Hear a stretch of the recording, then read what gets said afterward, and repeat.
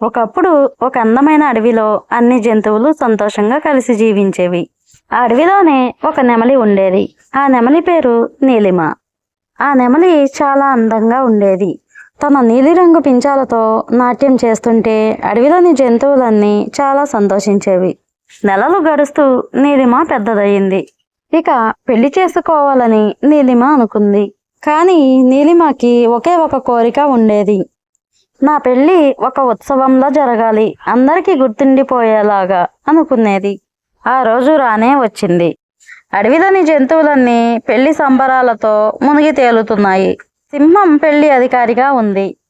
ఏనుగు అతిథులను ఆహ్వానిస్తున్నాడు.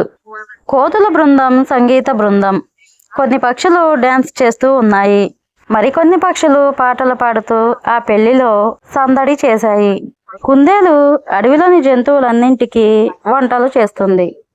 నీలిమ కళకళలాడుతూ రంగురంగుల పించాలను ఆడిస్తూ వేదిక మీదకి వచ్చింది. ఎవరితో పెళ్లి అంటే ఓ మొక్కల పరిశోధనకారుడైన నలుపు రంగు కోకిలతో తన పెళ్లి. అతను మంచి గుణాలు కలవాడు. ఆ కోకిలకు మొక్కలంటే ప్రేమ, జంతువులంటే గౌరవం. నీలిమ కూడా అతని నిజమైన మనసును చూసి ప్రేమించింది. వీరి పెళ్లి అన్ని జంతువుల మధ్య సంతోషంగా జరిగింది. నీలిమ పెళ్లి అవడంతో జంతువులన్నీ చాలా సంతోషించాయి. వర్షపు నీళ్ళల్లో నెమలి నాట్యం చూసిన జంతువులందరూ చప్పట్లతో ఉత్సాహపడిపోయారు. ఈ విధంగా నెమలి కోకిల పెళ్లి జరిగింది. ఈ కథ నీతి: అందం కంటే మంచితనం ముఖ్యం.